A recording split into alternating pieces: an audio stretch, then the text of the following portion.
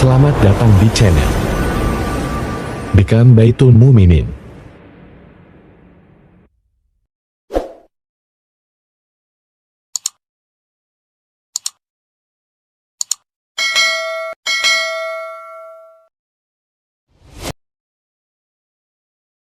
Assalamualaikum warahmatullahi wabarakatuh.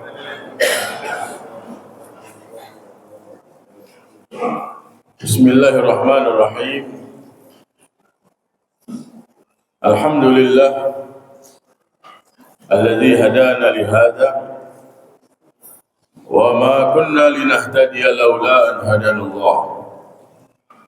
Wassalatu wassalamu ala sayyidina Muhammadin al-Fatih lima ughliq wal khatim lima sabaq nasiril haqqi bil haqq wal hadi ila siratikal mustaqim wa ala alihi wa sahbihi haqqa qadrihi wa miqdarihi al-azim amma ba'du. Subhanaka la ilma lana illa ma 'allamtana innaka antal alimul hakim. Rabbi shrah li sadri wa yassir li amri wa hlul 'uqdatam min lisani yafqahu qawli wa saddid lisani wahdi qalbi bihaqqi sayyidina Muhammad sallallahu alaihi wasallam. Ma'asyiral hadirin wal hadirat rahimakumullah.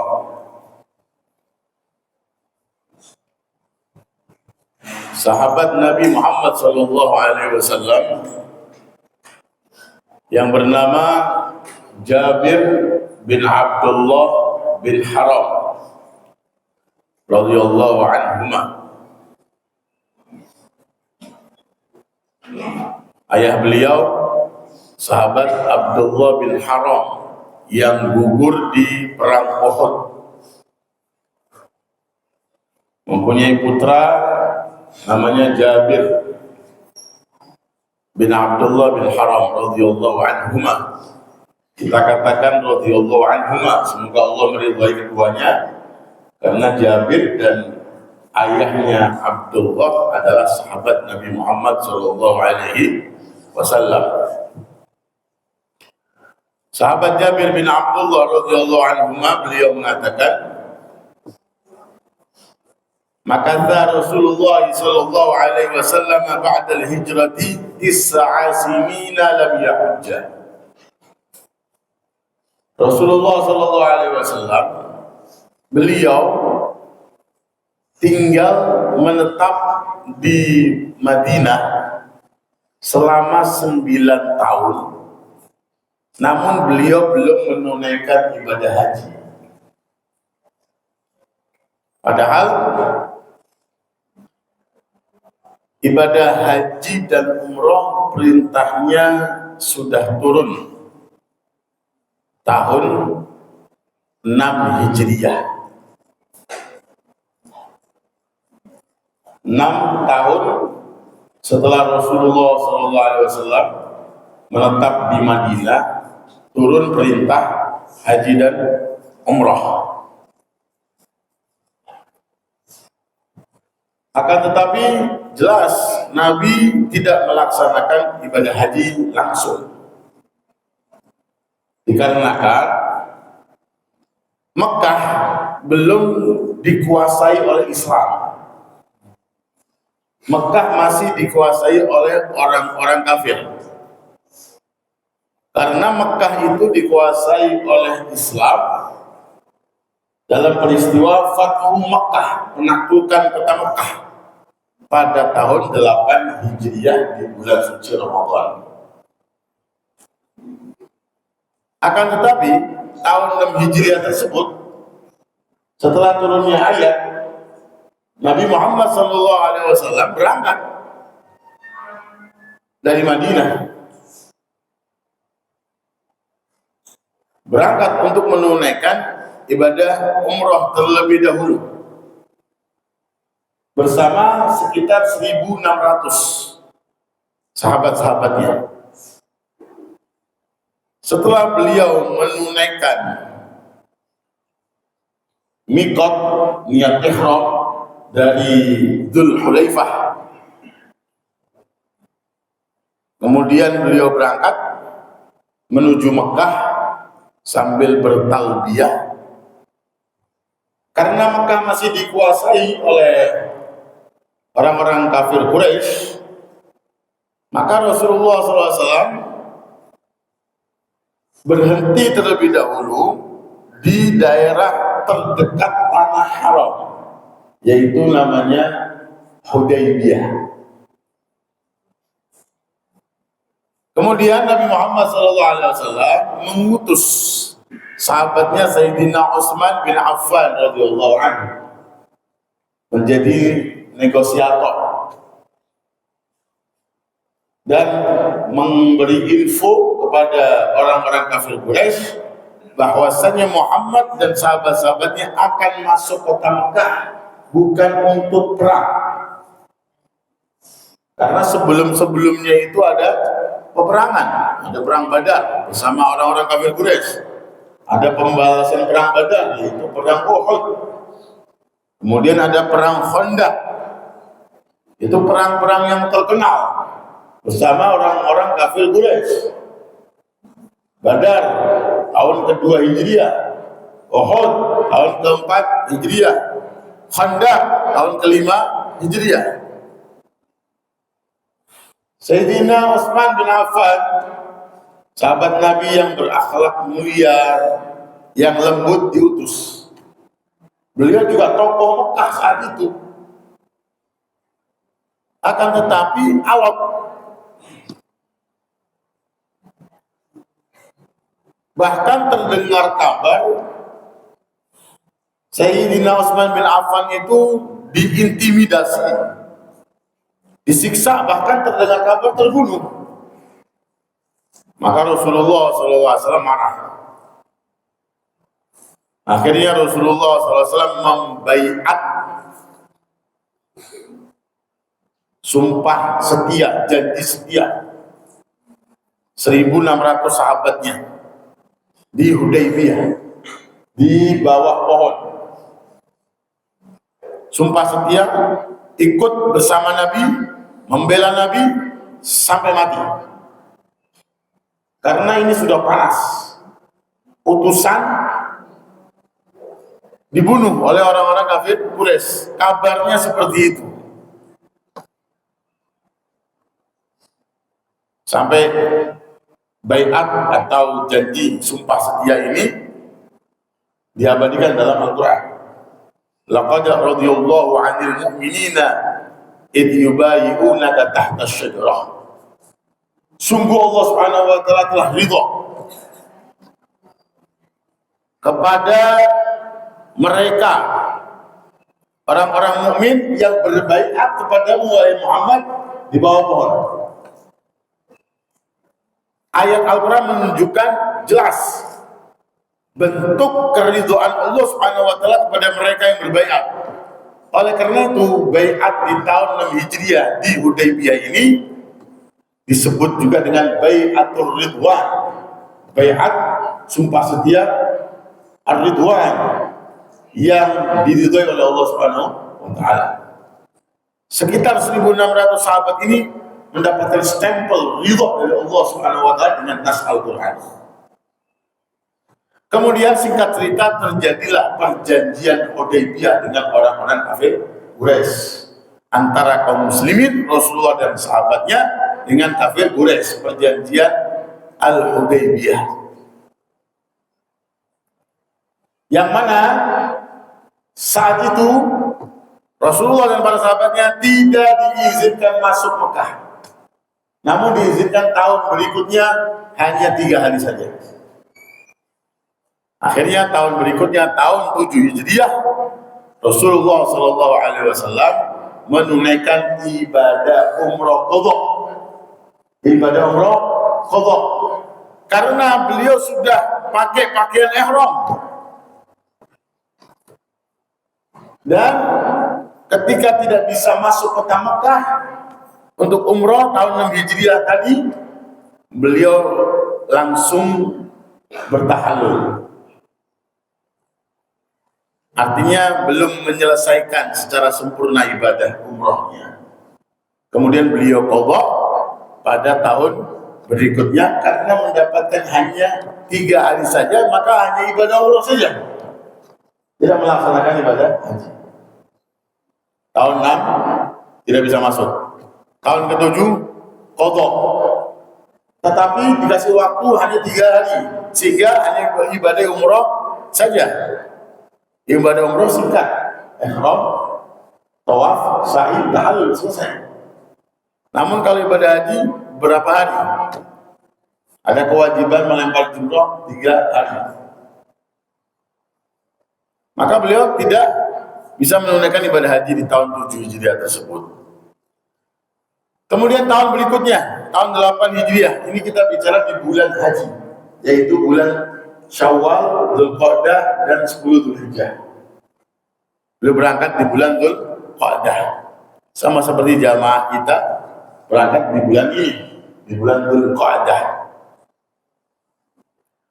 Tahun 8 Hijriah ada peristiwa di bulan Ramadan sebagaimana yang saya katakan di awal, yaitu penaklukan kota Mekah di bulan suci Ramadan. Di bulan suci Ramadan. Dan setelah penaklukan kota Mekah di bulan suci Ramadan tahun 8 Hijriah, di bulan Syawal Rasulullah menunaikan ibadah umrah. Rasulullah menunaikan ibadah umrah dengan mengambil miqat di Ji'ranah. Kenapa mengambil miqatnya di Ji'ranah?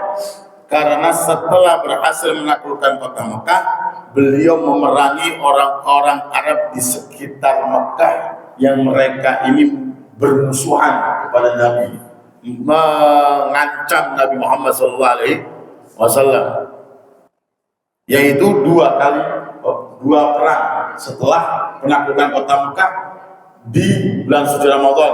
Di bulan Syawalnya, yaitu di daerah Hunain dan di daerah Taif. Pulang dari Taif, beliau masuk kota Mekah sambil menunaikan ibadah umrah dengan mengambil miqat di Ji'ranah, atau pulang dari Hunain mengambil miqat di Ji'ranah, kemudian masuk kota Mekah menunaikan ibadah umrah. Setelah itu beliau kembali ke Mekah, kembali ke Madinah. Itu tahun 8 Hijriah. Mekah sudah dikuasai oleh Islam, sudah Rasulullah sucikan dari berhala dan adat-adat jahiliyah. Sudah suci kota Mekah. Itu tahun 8 Hijriah. Kemudian tahun 9 Hijriah Rasulullah SAW itu sibuk dengan orang-orang luar Madinah yang datang kepada Nabi Muhammad, mengirim delegasi-delegasinya untuk masuk Islam. Setelah Rasulullah berhasil menguasai Mekah, hampir seluruh Jazirah Arab, suku-sukunya itu mendatangi Rasulullah SAW untuk berbaiat masuk Islam. Di antaranya adalah orang-orang Taif, yang saat perang Taif mereka ini tetap enggan, tidak mau masuk Islam, menolak. Sampai dikepung oleh Rasulullah SAW beberapa hari, tapi mereka tetap menolak. Akhirnya Rasulullah kembali ke Madinah. Dan di tahun 9 itu Rasulullah mendapatkan, menerima utusan-utusan, delegasi-delegasi dari luar Madinah di sekitar Jazirah Arab. Mereka banyak masuk Islam. Delegasi suku ini, delegasi suku ini, delegasi suku ini menghadap kepada Nabi Muhammad SAW, karena Islam saat itu sudah kuat. Pemerintahan Islam sudah berdiri kuat di Madinah. Mekah, jantung Jazirah Arab, sudah dikuasai oleh Rasulullah SAW. Dan ini harapan Nabi. Nabi mengatakan kalau Mekah bisa dikuasai, sekitarnya Jazirah Arab mudah. Jika kafir Quraisy sudah ditundukkan masuk Islam, maka suku-suku yang lainnya dapat. Ternyata benar seperti itu. Tahun 9 Hijriah ini sudah jaya Islam.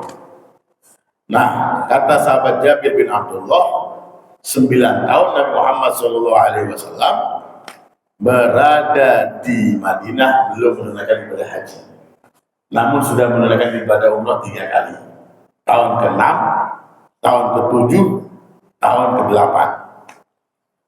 Tahun ke-6 bulan Dzulqa'dah tidak berhasil masuk Mekah. Diqadha tahun ke-7 bulan Dzulqa'dah, dikasih waktu hanya 3 hari. Tahun ke-8 Hijriah, yaitu setelah penaklukan kota Mekah di bulan Syawal. Dan umrah yang terakhirnya Nabi ini bersama dengan hajinya. Hajinya Nabi berapa kali? 1 kali. Umrahnya berapa kali? 4 kali. Umrah yang keempat ini Nabi niatkan bersama haji, namanya haji Qiran.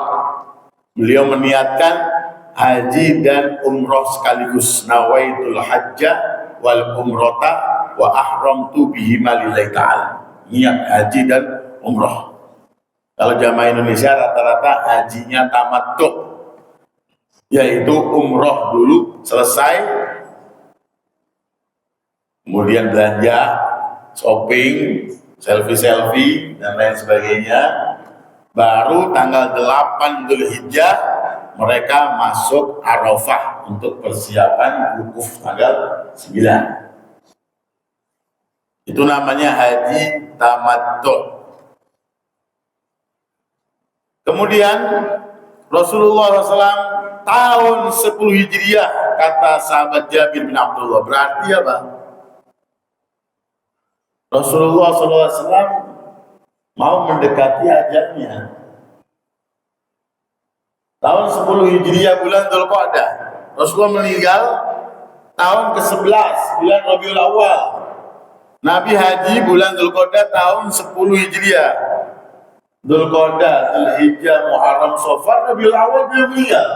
Makanya hajinya disebut dengan haji wada. Haji wada. Haji ucapan selamat tinggal. Haji wada. Makanya Rasulullah SAW itu memerintahkan kita kalau ibadah itu dengan kalimat memberi contoh tentang sholat. Sholli sholatal muwaddi'. Sholatlah kamu seperti sholatnya orang yang akan meninggal dunia. Sholat wada. Sholatlah kamu seperti itu sholat terakhirnya kamu. Itu wada namanya. Nah, haji wada, haji terakhirnya Rasulullah SAW. Kenapa? Karena Rasulullah SAW sudah memberikan informasi kepada sahabat-sahabatnya. Nanti kita akan jelaskan di sini. Tahun 10 Hijriah, Rasulullah perintahkan, umumkan. Kalau tahun ini 10 Hijriah, saya akan menunaikan ibadah haji. Diumumkan, disebarkan.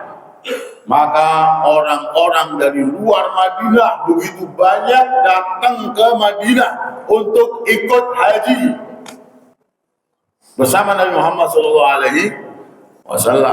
Ikut haji sama Nabi Muhammad SAW dengan jumlah lebih dari 100.000. Berapa pesawat, Pak?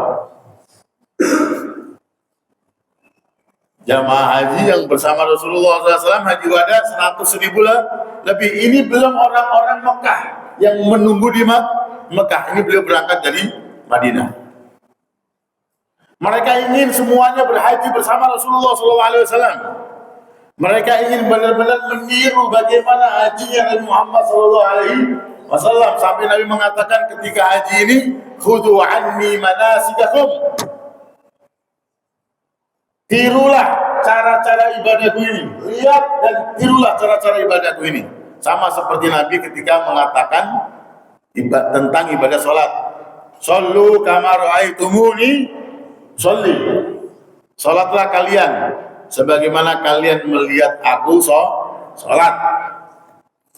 Inilah pentingnya ngaji itu sama guru. Karena Nabi mengatakan ini, haji dan sholat. Kalau haji dan sholat, ikut caraku, lihat aku. Antara kita dengan Rasulullah itu jauh. Kita jelas tidak melihat Rasulullah SAW. Namun antara kita dengan Nabi Muhammad itu ada mata rantainya. Sahabat melihat Nabi Muhammad, sholatnya sahabat dilihat oleh tabi'in, sholatnya tabi'in dilihat oleh tabi'ut tabi'in, dan seterusnya sampai kepada kita melihat sholatnya guru kita. Itulah sallu kama ra'aitumuni usolli. Dan Rasulullah SAW itu beliau mengatakan beberapa kali ketika beliau sholat, saya ini bisa melihat kalian semuanya dari belakang sebagaimana saya melihat kalian dari depan.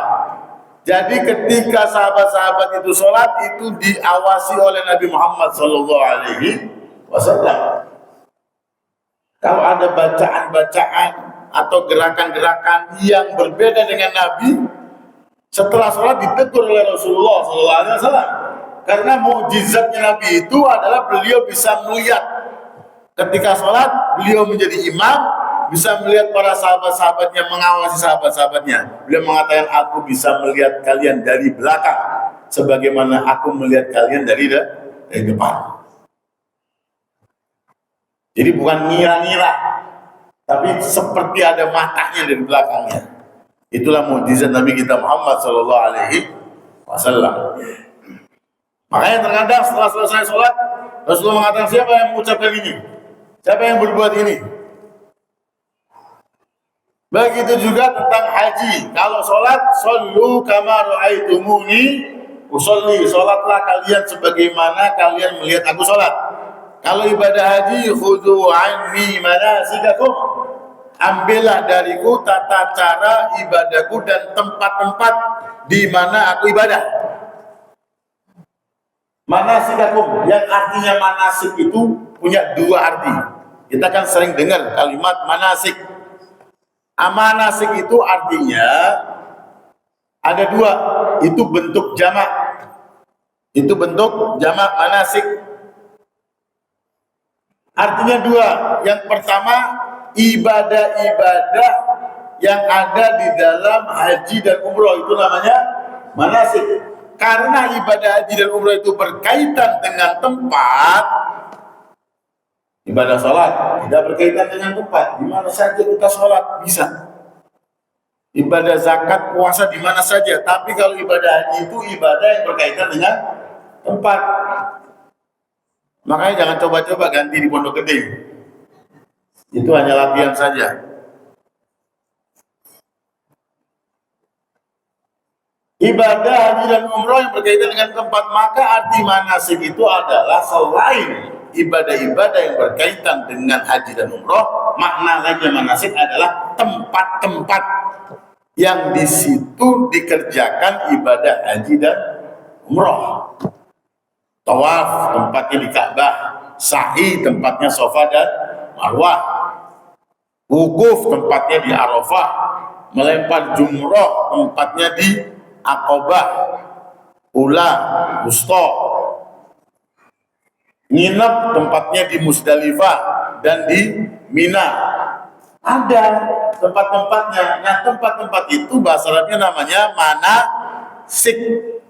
Atau manasik bisa diartikan juga adalah ibadah-ibadah umroh dan haji. Ibadah-ibadah yang ada dalam proses umroh dan haji itu namanya manasik. Mereka semuanya, para sahabat yang 100.000 lebih itu ingin melihat bagaimana Rasulullah SAW menunaikan ibadah haji. Makanya banyak sekali ikut Rasulullah SAW. Berangkatlah rombongan tersebut dari Madinah menuju Mekah. Kemudian sampai di Dzul Hulaifah, keluar dari tanah haram Madinah di tempat namanya Dzul Hulaifah. Rasulullah SAW beliau mengambil ihram, mikot, niat ihram haji dan umroh, kemudian sholat 2 rakaat. Beliau sholat 2 rakaat, sholat 2 rakaat sunnah ihram. Setelah itu beliau menaiki ontanya namanya Al-Qaswa. Nama onta Rasulullah SAW. Rasulullah itu suka menamai nama-nama barang beliau dan juga kendaraan beliau. Keledainya ada namanya, kudanya ada namanya, ontanya ada namanya, pedangnya ada namanya, ada nama-namanya. Kita punya mobil, kasih nama. Punya motor, kasih nama. Walaupun sudah ada mereknya. Ngikut Nabi Muhammad SAW. Ontanya Nabi namanya Al-Qaswa. Beliau naik ontanya, kemudian setelah beliau ini berjalan sedikit, mulai memasuki gurun, beliau mengucapkan talbiyah, diikuti oleh semuanya. Labbaik Allahumma labbaik. Aku memenuhi panggilan Engkau ya Allah. Labbaika la syarika laka labbaik. Aku memenuhi panggilan Engkau ya Allah yang tidak ada sekutu bagimu ya Allah. Innal hamda wan ni'mata laka wal mulk. Sungguh segala pujian, nikmat dan segala kerajaan, kekuasaan semuanya milik Engkau ya Allah. La syarika lak. Tidak ada yang seperti Engkau ya Allah. Terus itu labbaik Allahumma labbaik labbaik la syarika lak labbaik innal hamda wan ni'mata laka wal mulk. Jabir bin Abdullah ini mengatakan beliau ini bersama Rasulullah SAW di ontanya, bersama Rasulullah SAW dekat dengan Nabi Muhammad SAW. Beliau mengatakan, "Fanadhartu ila maddi basari baina yadayhi raqibun wa mashin." Baina raqibin wa mashin. Sepanjang mataku melihat ke depan, itu semuanya penuh putih semuanya. Ada yang jalan kaki, ada yang naik onta, ada yang jalan, ada yang berkendara. Kemudian aku lihat ke kanan, wa an yaminihi misla dzalik. Aku lihat sebelah kananku penuh sepanjang mataku memandang, putih semuanya. Ada yang jalan, ada yang berkendara. Kemudian wa an yasarihi, aku melihat di sebelah kirinya Rasulullah SAW itu semuanya penuh juga putih manusia. Ada yang jalan dan kaki. Dilihat ke belakang, wa min khalfihi misla dzalik, ke belakang seperti itu juga. Wa Rasulullah baina adhurina, Rasul di tengah. Rasul ada di tengah. Depan, belakang, kanan, kiri full semuanya sepanjang mata memandang, penuh manusia. Jumlahnya banyak. Mereka terus mengucapkan talbiyah. Dan saat itu juga Rasulullah menerima wahyu Al-Quran. Dan kami mengikuti apa yang diucapkan atau diamalkan oleh Rasulullah SAW. Sampailah kami memasuki kota Mekah. Di situ orang-orang Mekah yang sudah masuk Islam afwaja. Idza jaa nasrullahi wal fath wa ra'aitan nasa yadkhuluna fi dinillahi afwaja. Kalau sudah dibuka, ditaklukkan kota Mekah, kamu akan melihat orang-orang berbondong-bondong masuk Islam. Orang-orang Mekah banyak rata-rata masuk Islam semuanya, menyambut Nabi Muhammad SAW. Beliau masuk ke Mekah, langsung beliau mencium Hajar Aswad, kemudian beliau tawaf. Tawaf yang disunahkan itu 3 kali cepat, kemudian 4 kalinya jalan. 3 kalinya seperti lari kecil-kecil, kemudian 4 kalinya jalan. Itu tata cara tawafnya Rasulullah SAW. Kemudian setelah itu beliau sholat sunnah tawaf di belakang makom Ibrahim. Makom adalah tempat berdiri, artinya makom itu tempat berdiri. Makom itu bukan kuburan, bukan. Bahasa Arabnya kuburan itu qobrun, itu bahasa Arabnya kuburan. Kalau makom itu artinya tempat berdiri. Tempat berdirinya Nabi Ibrahim waktu bangun Ka'bah pakai batu, batunya itu kayak lift. Kalau sekarang itu apa tuh orang buat masang listrik itu, naik turun. Nah, steger apa namanya ya? Itu naik turun itu mukjizat.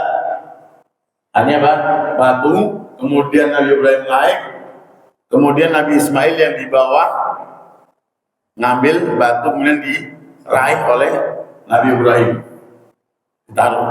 Jadi naik turun pakai batu itu sampai batu tersebut membekas kakinya Nabi Ibrahim alaihissalam. Nah, kemudian itu ditaruh di dekat Ka'bah.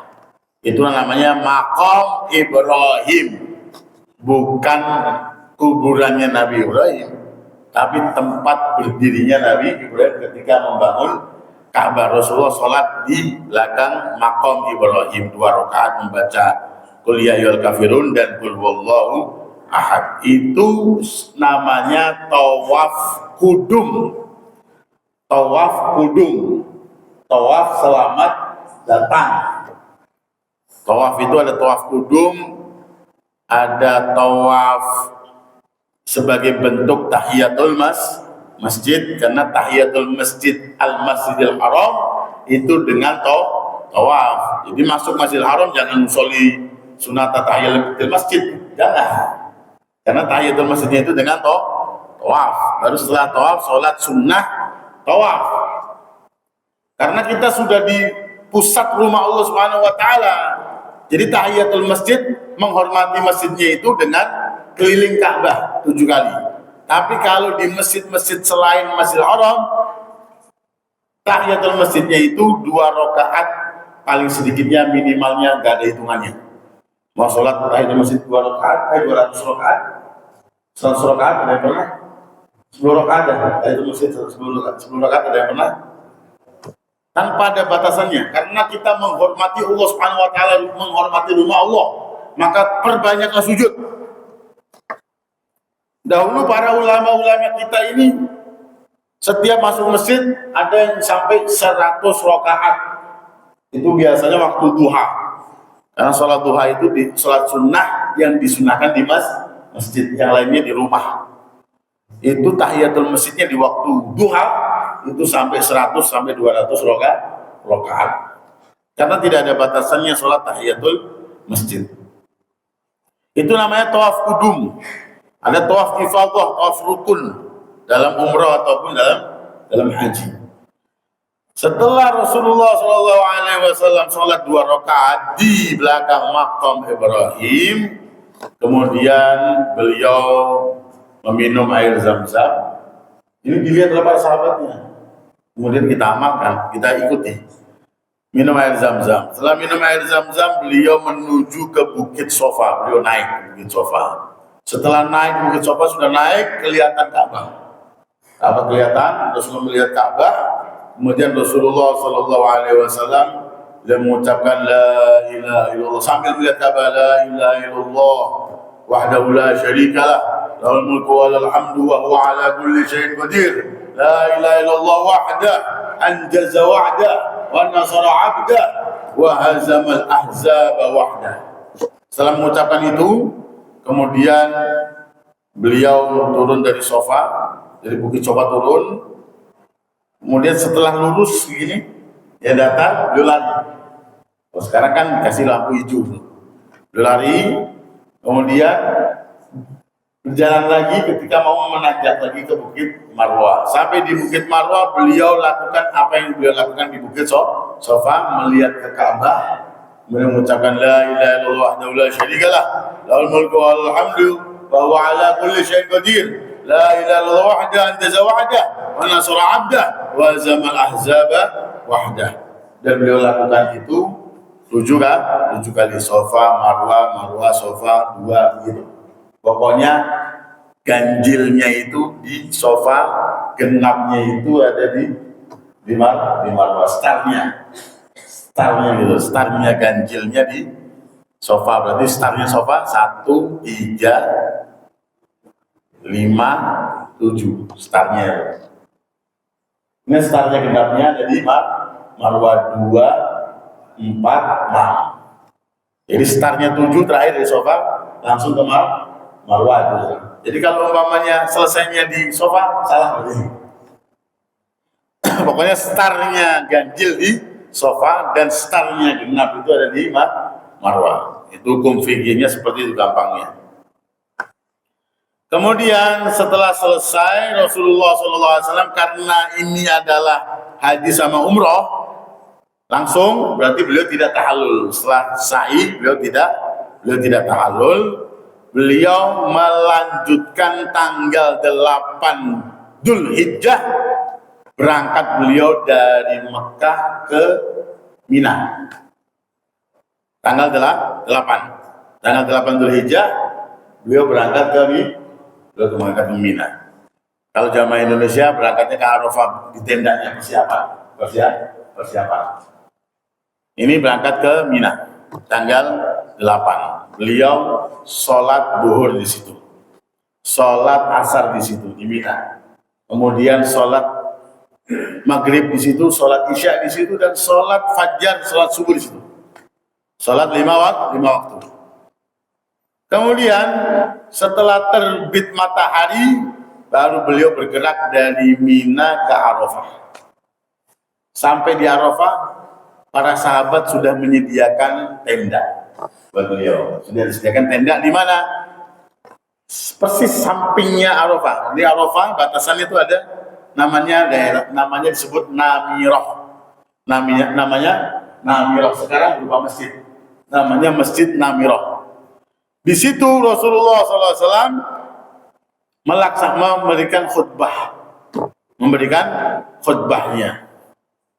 Makanya kalau kita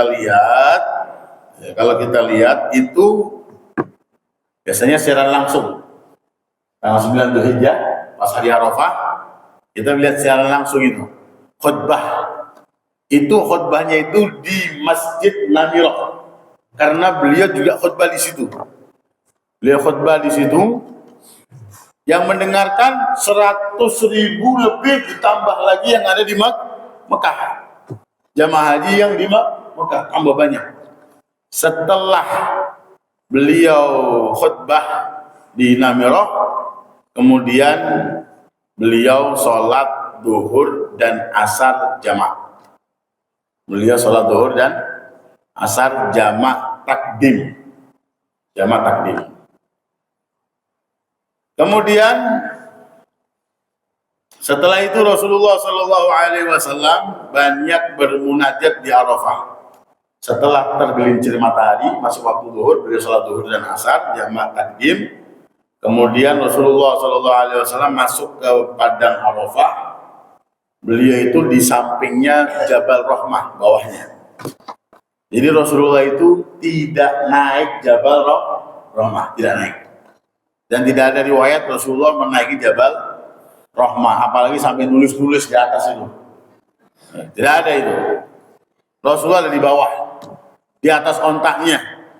Beliau juga memberikan nasihat-nasihatnya di situ, sambil menghadap ke arah Mekah. Beliau bermunajat, berdoa di situ terus sampai terbenam matahari, karena beliau sudah sholat asar di takdim, jamak zuhur dan asar. Terbenam matahari, setelah terbenam matahari masuk waktu maghrib, beliau berangkat semuanya dari Arafah menuju semuanya berangkat kemana? Ke Muzdalifah. Muzdalifah antara Arafah dan Mina. Berangkat ke Muzdalifah Rasulullah SAW. Sampai malam Rasulullah jamak takhir. Jadi maghribnya ditarik, diakhirkan ke isya.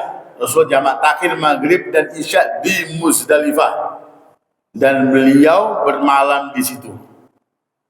Bermalam sambil mengumpulkan batu kerikil untuk jumroh di Mina. Kemudian begitu setelah sholat subuh di Muzdalifah, beliau bergerak ke Mina. Tanggal berapa? Tanggal 10. Tanggal 10 Dzulhijjah, Idul Adha. Tanggal 10 di Mina ini beliau menyembelih 100 ekor onta. 63 ekor beliau potong sendiri, dan sisanya berapa?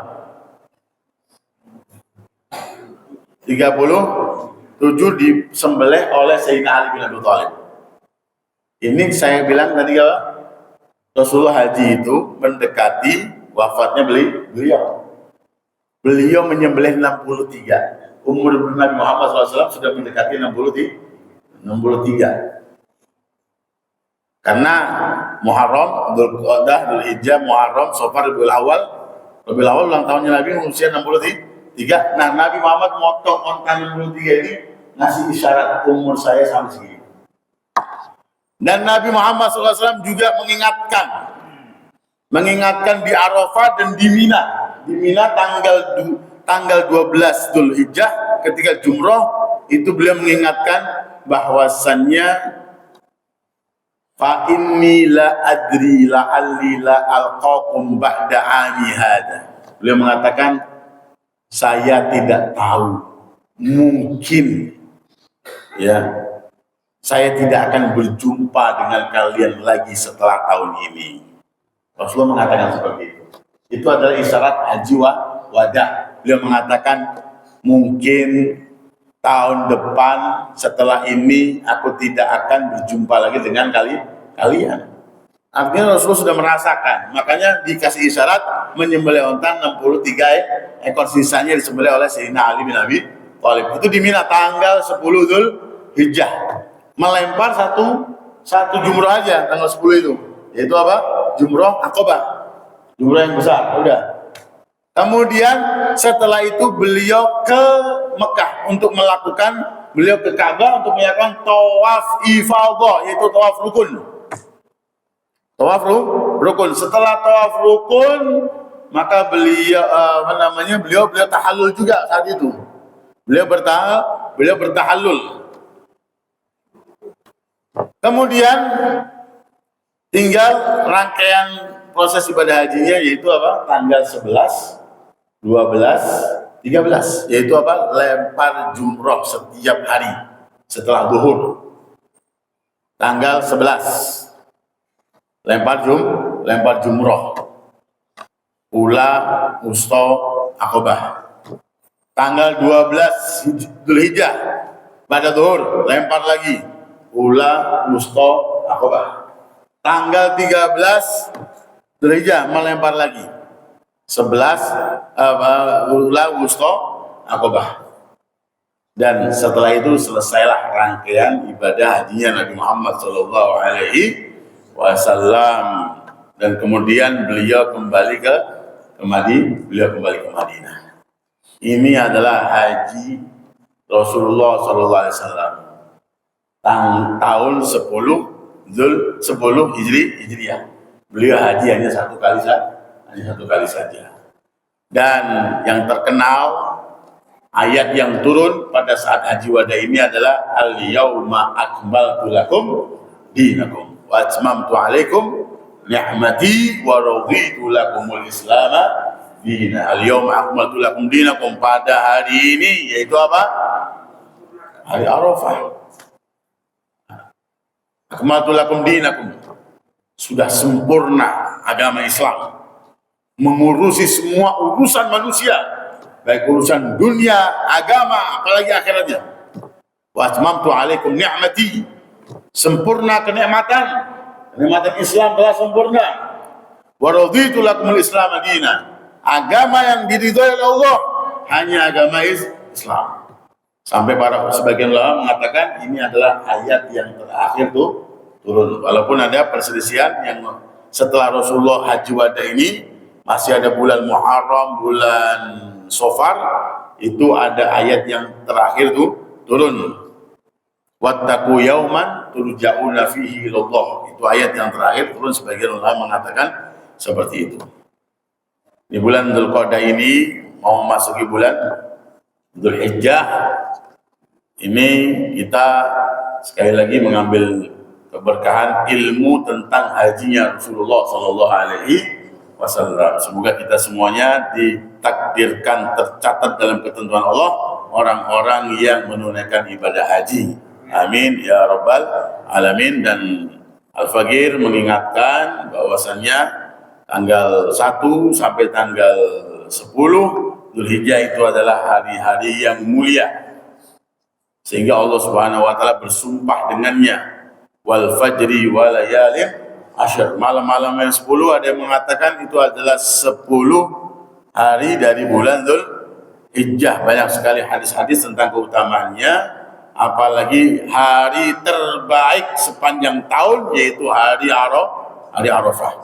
Hari terbaik sepanjang tahun itu adalah hari Arafah. Sebagaimana malam terbaik sepanjang tahun adalah malam Lailatul Qadar. Kalau malam Lailatul Qadar, kalau hari adalah hari Arafah, kita disunnahkan puasa. Orang-orang yang selain yang menunaikan ibadah haji, itu disunnahkan puasa Arafah. Ini puasa yang paling sunnah, yang paling afdal nomor 1, yaitu puasa Arafah. Semoga Allah Subhanahu wa taala memberikan kita taufik hidayah untuk bisa mengamalkan ibadah-ibadah yang disunnahkan pada 10 hari pertama dari bulan Dzulhijjah, dan semoga Allah Subhanahu wa taala memberikan kita ilmu yang bermanfaat.